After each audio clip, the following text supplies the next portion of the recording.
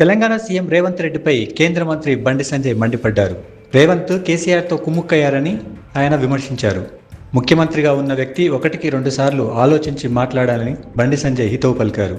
కాంగ్రెస్ కంటే ఎక్కువగా బీఆర్ఎస్ పార్టీతో పోరాడింది బీజేపీయేనని బండి సంజయ్ స్పష్టం చేశారు.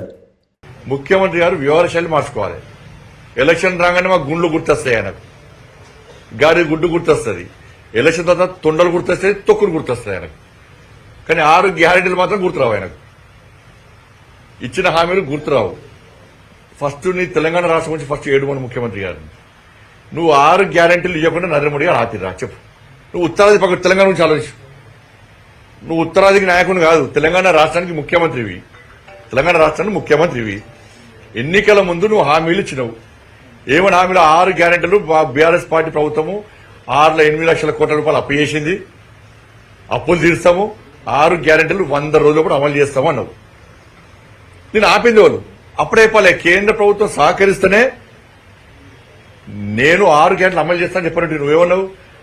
ఎవ్వరు సహకారం అవసరం లేదు, నేను 6 గ్యారెంటీలు అమలు చేస్తాను. ఫస్ట్ నీ 6 గ్యారెంటీ గురించి చెప్పు. ఫస్ట్ 2,500 రూపాయల మహిళలకు, 4,000 రూపాయలు ఆసరా పెన్షన్స్, తులం బంగారము, స్కూటీ, ఉద్యోగాలు, డిఏలు, పిఆర్సీ, ఇవన్నీ రైతు భరోసా, రైతు కూలీలకు 12,000 రూపాయలు, ఉద్యోగులకు నిరుద్యోగులకు నిరుద్యోగ వృత్తి. ఇంకా పదవీ విరమణ పొందినటువంటి వాళ్లకు పైసలు ఇవ్వకుండా ఎంత గోస పెడుతున్నావు నువ్వు.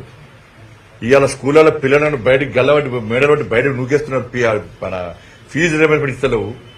వాటి గురించి ఆలోచనగా ఉత్తరాది దక్షిణాది అన్ని 6 గ్యారెంటీ నుంచి పబ్లిక్ దృష్టి డైవర్ట్ చేయడానికి ఈ రాష్ట్ర ముఖ్యమంత్రి గారు ఆడుతున్న నాటకం.